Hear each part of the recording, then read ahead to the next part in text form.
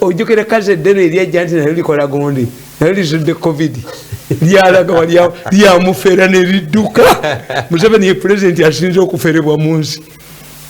That's why ayina ideas ennungi wakisanyo agabanga janzi abamutuukako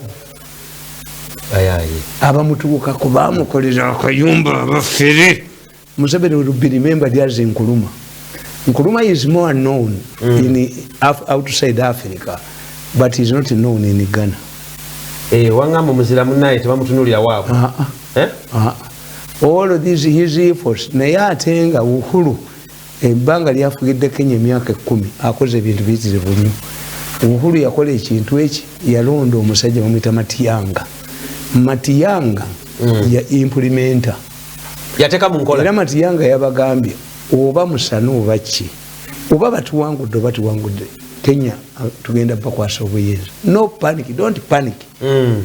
Bekyabwe yo Kenya yatambudde awo yetambula kubanga alina implement omulungi. Ne bamugamba nti kakati projects Uhuru zaakoze ezitawedde munazikola mutya tiatoba ziri polo people waliwo government eyinza zigana very smart nga tesobola Matiyanga kubanga ziri pro people. Kati Matiyanga wawana yali badde minister in charge of the president.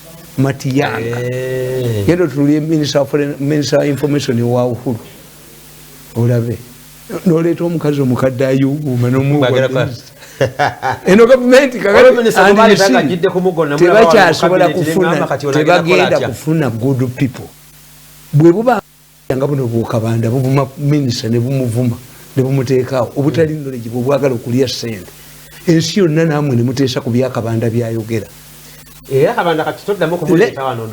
Naye tayogerwako naye nogisi kabanda alinga toilet paper bajogera toilet paper gyeyambisa naye ku dining table tebeerako tebajogerako no oyo kabanda abo ba toilet paper ate nga yamugaso babeera mu kabini